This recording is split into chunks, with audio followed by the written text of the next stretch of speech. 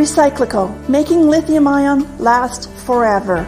Recyclico's patented recycling process achieves up to 100% recovery of battery metals from lithium-ion batteries for electric vehicles, including cobalt, lithium, nickel, manganese, and aluminum. Recyclico Battery Materials Incorporated trades on the TSX Venture AMY, on the OTCQB AMYZF, and Frankfurt ID4. For more information, visit recyclicode.com or phone us at 778-574-4444. Recyclico, making lithium-ion last forever. You're listening to HowStreet.com radio, available online at TalkDigitalNetwork.com. Welcome to HowStreet.com radio, the online source for market opinions. Here is Jim Goddard. My guest is Ted Dixon, CEO and co-founder of InkResearch.ca, Canada's first online financial news and research service providing insider news and knowledge to investors. His website, CanadianInsider.com, home of the Canadian Insider Club. You can find him on X at Ink Research. Welcome back to the show, Ted. Jim, thanks for having me back, and thanks for everyone tuning in. What's going on the energy front? Well, it's been a pretty good quarter for energy investors. You know, there was a lot of hype as we entered the summer about AI. You remember that, Jim? How AI is going to change the world, and perhaps it will eventually. But investors really got kind of carried away, and we wrote in the early summer, a number of pieces about, how energy was really unloved, washed out. Insiders were buying, and for those who follow me on Twitter, on X, now called X, I tweeted out on Thursday I retweeted a report that via our Vivaville a Discord server that you can pick up for free, July 14th morning report, where it was titled "Insiders Positioned for a Narrowing of the Technology Energy Value Gap." Okay, so it was basically, kind of long story short, we were saying energy's basically way too expensive, and technology is way too expensive, and energy is very inexpensive on a valuation basis, and this gap has to narrow. Okay, and so we looked at a stock, and that stock actually turned out to be the number one ranked stock in our energy top 30 for September, and so we've tweeted about that, and you can go to my Twitter feed to pick that up. But the report from July 14th, and basically, this stock that we wrote about on July 14th, it's a Canadian gas stock. I mean, it has absolutely crushed it. It's up, as of yesterday, it was up over 40% for the quarter, and NVIDIA was struggling to stay flat, and Apple was down for the quarters, as of yesterday. So we've had a very good run here for energy, and the question is, of course, is this going to last? Well, we have seen a fair amount of profit taking by insiders, on this sector. So I think one now has to be a lot more careful in terms of adding to positions. If you're going to add, I think you've got to be picky, and you've got to got to be mindful of what the plans are of the company, and where it's producing, and what its production is geared towards: natural gas, oil, condensate. I mean, all those types of factors you have to look at. What kind of grades of oil does it have? Where is that oil going? I mean, all these factors are going to come into play at different times, over the next year or so. So depending on your time horizon, right, that could matter. So it's still a very, very exciting time, I think, in the oil patch. Just it's I think, a company by company type of environment now, where you can look at some attractive opportunities company by company, and of course we follow the insiders to give us hints as to which companies those may be. When we, as I mentioned, we published our top 30 just on Thursday, and we'll be doing the same for our mining report on Friday. So it was a strong end to the quarter for energy. It's been a good quarter. So maybe the fourth quarter is going to be a little tougher, a little bit more on the stock selection. We will see. We'll see where oil goes. Of course, hard to predict. I know there's a lot of chatter about $100 oil, so that has me a bit concerned that it's probably due for a rest for a while, and it may well get over 100, but it might do it when people are least expecting it. So we will see. But it's been a really encouraging quarter for those of us in the Canadian equity market, who had to sit there and just again, see this technology story eclipse everything, suck capital out, from every corner of the globe into, a handful of stocks that became extremely overvalued, in my opinion, and some of them are still highly overvalued. So I don't think that story is ended by any stretch of the imagination. Even if the energy sector has a period to rest after this run, I suspect that there's still work to do on bringing the broad technology sector in the United States evaluations down to some level of where I think you could rationally say that they make sense, and we may not be that far from there, but there's still work to do, I think. Now, stock markets around the world, how do they rank or compare to the U.S. and Canadian markets? Is money going to the U.S. market because people just trust it more than what's happening elsewhere, or what's happening elsewhere? Well, we focus primarily on North America, and so we don't look, directly at foreign markets. We, of course, are very mindful, and we want to assess that very question that you just asked, right? Like in Canada, we've been in this, pretty much for over a decade, with pockets of exceptions. Capital has avoided Canada, the Canadian market, Canadian stock market, and gone into U.S. technology. And that's been our biggest problem. I think, in terms of developing new mines and look at the valuations in the energy sector are still quite low. Even, really some really good companies are still very low. So I think the U.S. market's been the big gorilla in the room. It's not like everyone's been fleeing to emerging markets with their capital and buying, stocks in Indonesia, right? That's not been the challenge for us in Canada. And I think, though, that the U.S. story is been hinged so heavily on tech that, it's due for just on mean reversion. Mean reversion is, eventually, relationships head back to the average once they've departed from that average for a long period of time, either above the average or below the average. And we've had such a huge weighting to American assets.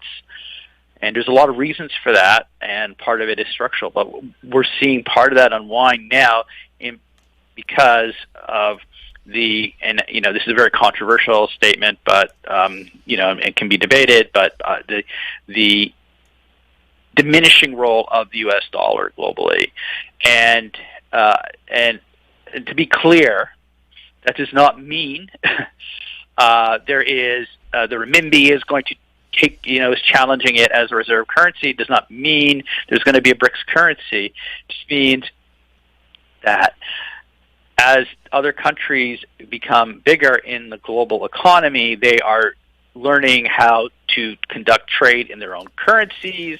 They're stocking up on commodities.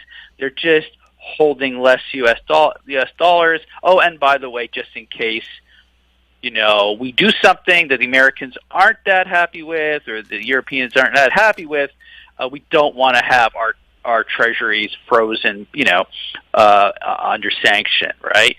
So there's a whole bunch of reasons why the U.S. dollar is diminishing, right?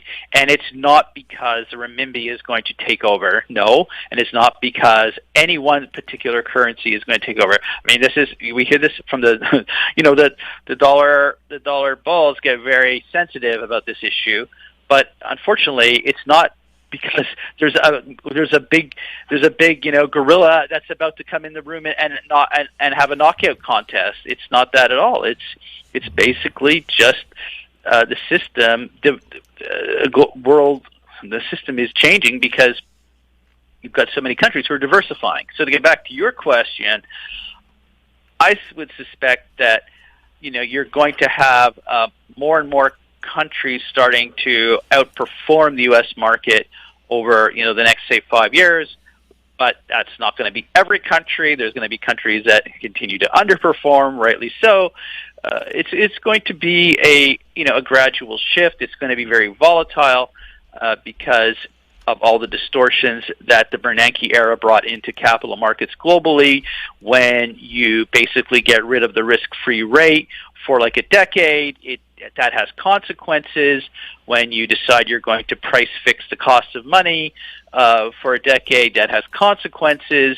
When you decide you're going to have negative yielding sovereign debt for over a decade, that has consequences. These consequences are going to be unwound, and it's not entirely pretty here. I mean, we see that this year. I mean, it's been a tough road. If you think you were riding high, if you were in AI stocks in Q2, well, that ride took a turn in Q3. Where is it going to go in Q4? We don't know. We think that the mining group should be next in line for a bump here. Will it be Q4 this year? Will it be Q1? Will it be Q2 next year? I don't know, because there's so many distortions that you just have to kind of wait your turn, and it's very painful because it's so risky that you can have drawdowns along the way. Now, the nice thing is that we've departed from the Bernanke era, and it's amazing how many professional money managers, most of them are under the age of 50, but not all, think we're going back. We think that having 10-year bond yields lower than the overnight rate is a normal thing. No, it is not a normal thing. It is not normal to see 10-year bond yields below the one-year rate on T-bills. That is abnormal. That is Bernanke abnormalism, okay? And that era is mercifully over. Now, I see the, I believe I read somewhere where the Bank of England has hired Ben Bernanke to look at inflation management or something. I go, my goodness. I mean, that tells you really all you need to know about the problems with central planning when it comes to monetary policy, and how, as Westerners, as people who believe in, so-called, liberal democratic societies, and I use the word liberal in terms of the classical sense, not in the terms of the modern sense, we, I think, have some work to do in the Western democracies to kind of fix a few institutions, including central banking, monetary policy management, and and the list goes on from there. But we'll keep the list short, so we'll just stick at that. And I don't see that happening yet, but maybe in the next few years. In the meantime, though, we can be thankful that the Bernanke era is in the rearview mirror, and let us hope and pray it never comes back. How long do you think these higher interest rates will be around? Are they going to stay where they are, moderate a little bit, but still stay much higher than they used to be? Well, I think there's two scenarios.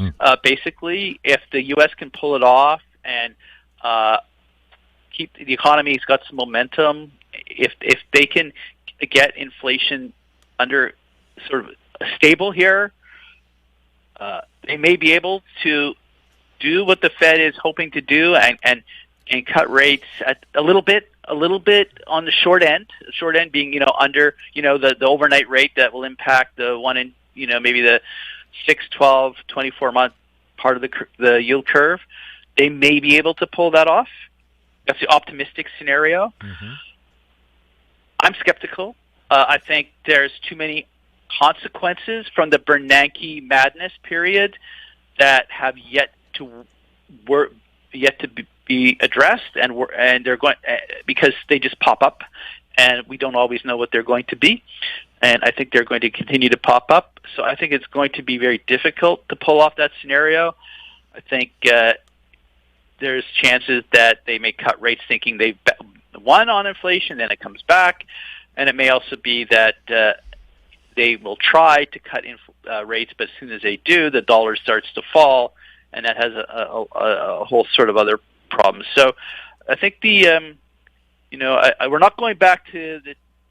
I'll be shocked within 2 years if the Federal Reserve overnight rate is at 2%. I will be shocked. I don't see that happening, and I certainly don't see sort of the middle part of the bond curve, sort of that, and which is very, I think important for Canada and Canadians. If you think the 5-year bond yield in Canada is peaked, I hope you're right. I'm not so sure. We'll have more with Ted Dixon right after this.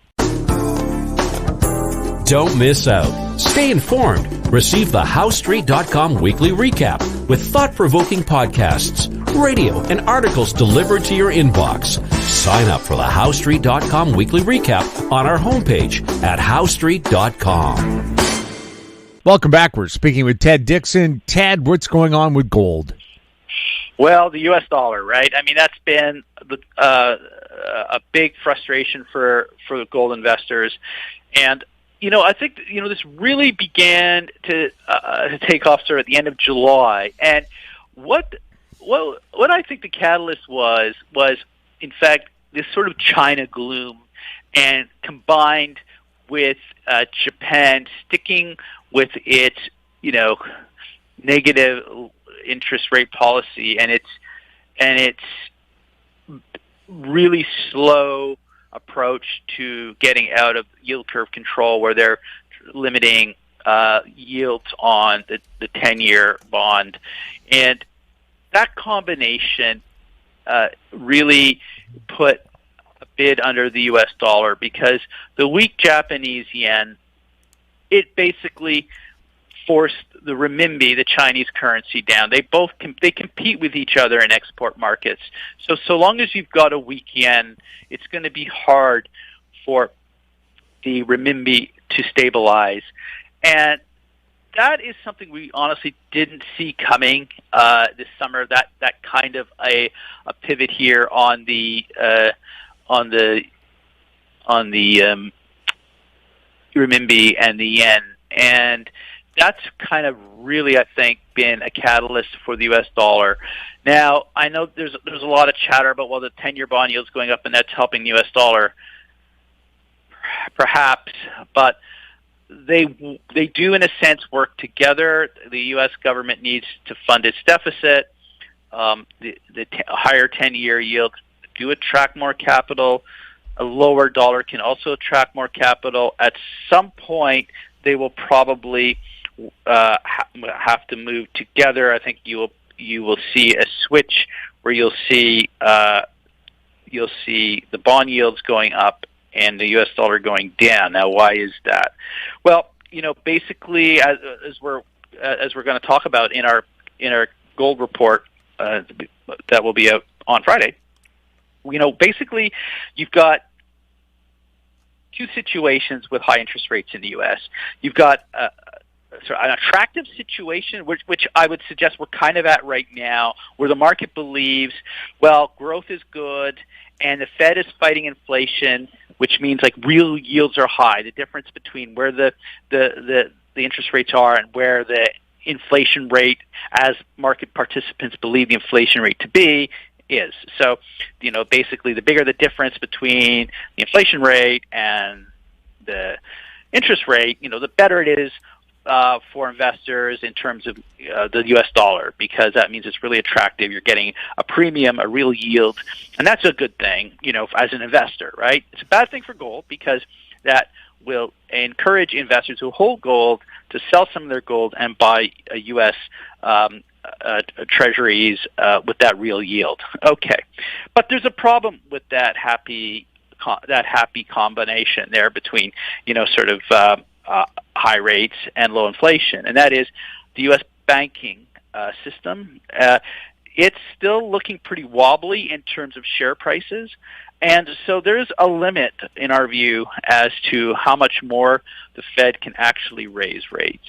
And surprised in the sense that they've been able to get away with raising them this much. Now they've played some tricks by bringing in some stimulative money printing measures to support the banks. It's kind of in the back door in March, but in any event, they've managed to keep the rates up, and for investors, that's been an attractive proposition. However, what would not be such a good path for those high rates is if those high rates are needed to fund the deficit, in the sense that they need the rates, whether they want them up or not, to attract money to fund their bonds. And the other not so pretty trip for the high rates in the U.S. would be if they are going up because of the need to fund the deficit, but they're not going up fast enough to keep up with inflation. Now, I don't think we're there at that point, but that's something to watch. But so basically, right now, we've kind of had this kind of narrative in the market. Well, isn't the U.S. a great place to be because they've raised rates? It's higher than inflation. Inflation's under control. Who needs gold? We'll just pile into these U.S. Treasuries. But that story, I think, has limits because of not only the banking situation, they can only let rates go up so high, but there's also this huge amount of treasuries that have to be funded, and that's probably going to require a lower U.S. dollar at some point. And it hasn't so far, but I think we're getting pretty close to that point where a higher U.S. dollar, foreigners are just going to go, oh, wait a minute, if I buy these U.S. treasuries, how much higher can the U.S. dollar go? I'm going to lose on the currency. I'll just wait.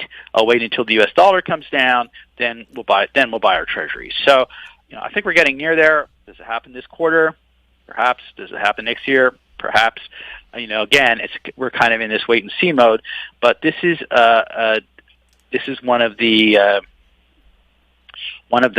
consequences, that we have again from the Bernanke era, that he made it so cheap for governments to issue debt that there's so much on the U.S. balance sheet now, the Treasury balance sheet, that with these higher rates, it's just being compounded, and the interest costs are just growing substantially. So it's, I don't have the numbers in front of me, but now the interest costs are, I think they're rivaling the defense budget. I mean, it's just an amazing transformation of U.S. government spending, and these cannot be reduced, right? Interest payments on the U.S. government debt, unless they assuming that the U.S. government's not going to default on its debt, I don't think it will in that sense. They're not going to say, oh, we're not paying you, we're only going to pay you 50 cents on the dollar. They're not going to do that. No way. They're going to pay, but the interest on that is becoming more and more a part of the budget, and that can't be cut by the Congress. Like, the Congress cannot say we're not going to pay the interest. They're going to have to pay the interest no matter. And so this deficit is not going to be cut in any substantial way because interest now is such a big component of it. Defense is such a big component of it, and there is still a war going on, and the U.S. is a big part of that war as a supplier to the Ukraine, and you've got Social Security. So good luck to any politician who's going to run on cutting benefits. I mean, look, let's look at Canada. I mean, the polls have come out, and the Conservatives are winning with every age group except one. And who's that? They're not winning. They're the older people over 65. Well, why would that be? Well, one reason I think is because some of them probably still remember that Stephen Harper floated the idea, of sort of cutting back some pension benefits about a decade ago. And, that's like not a winning political strategy, and most politicians understand that now.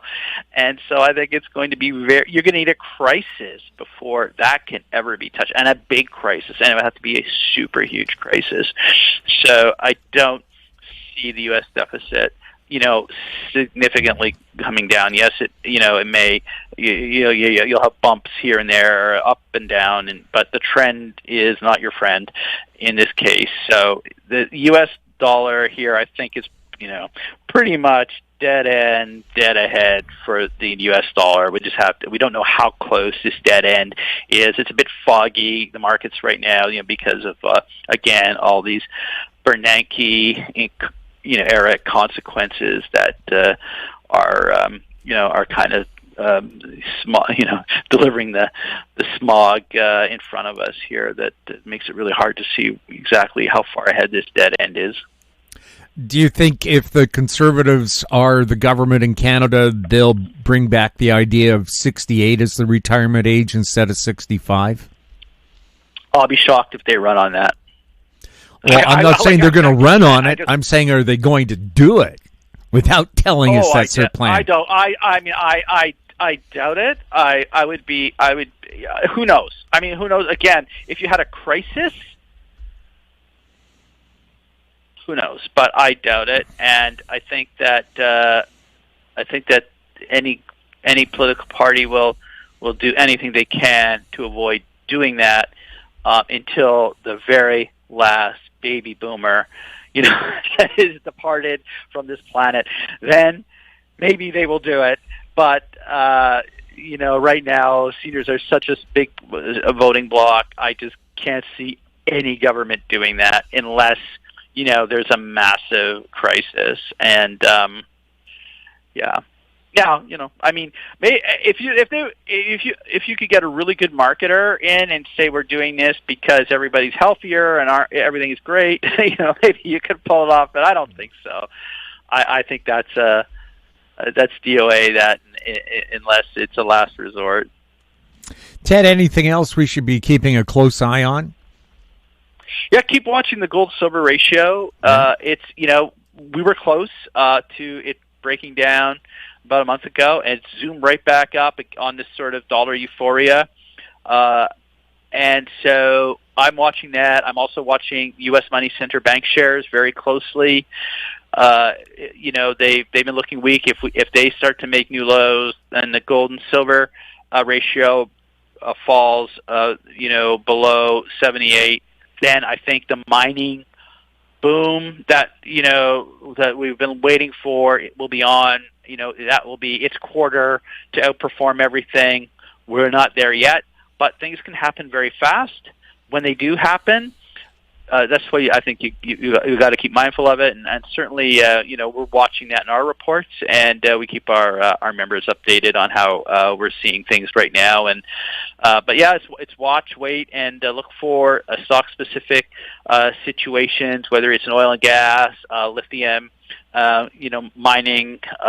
You got to be, I think, to take rifle shots right now, and that also I would say applies to the uranium space, where you've got a bit of a euphoria right now.